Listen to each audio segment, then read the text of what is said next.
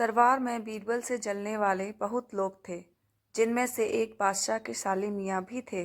ये बार बार बीरबल से होड़ करते और हमेशा मात खाते, लेकिन बेगम का भाई होने की वजह से बादशाह इन्हें कुछ कह भी नहीं सकते थे। बीरबल की नामौजूदगी में एक बार साले साहब बादशाह से बोले कि वो दीवान पद के सही दावेदार हैं।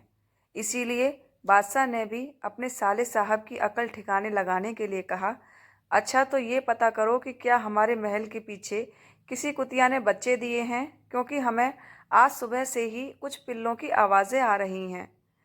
बादशाह की बात सुनकर साले साहब महल के पीछे की ओर देखने चले गए और कुछ देर बाद आकर बताया, हुजूर, आपका अंदाज़ा बिल्कुल सही था। बादशाह अकबर ने पूछा, कितने बच्चे हैं?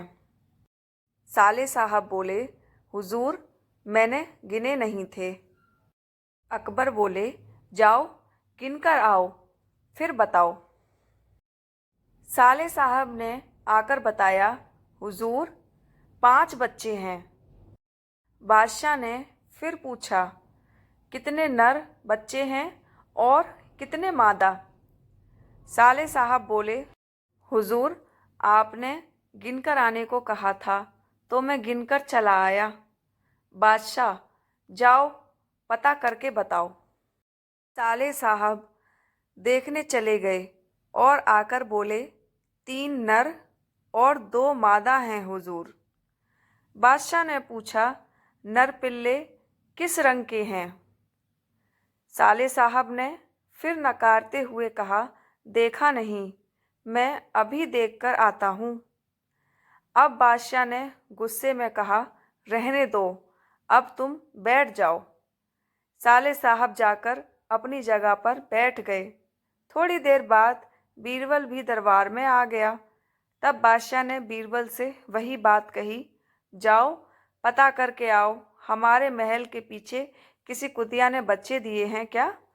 बादशाह अकबर का हुक्म सुनकर बीरबल महल के पीछे चला गया और कुछ देर बाद महल में वापस आकर बोला, जी हुजूर, आपने बिल्कुल सही कहा था, कुतिया ने बच्चे दिए हैं।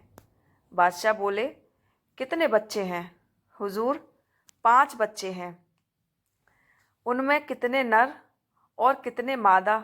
बादशाह ने पूछा। 3 नर और 2 मादा हैं हुजूर। बादशाह अकबर, नर बच्चे किस रंग के हैं? बीरबल, 2 काले और 1 बादामी रंग का है। अब बादशाह अकबर के सभी सवालों के जवाब देने के बाद बीरबल अपने स्थान पर जाकर बैठ गया। फिर बादशाह ने अपने साले की तरफ देखा, जो कि सिर झुकाए चुपचाप बैठा था।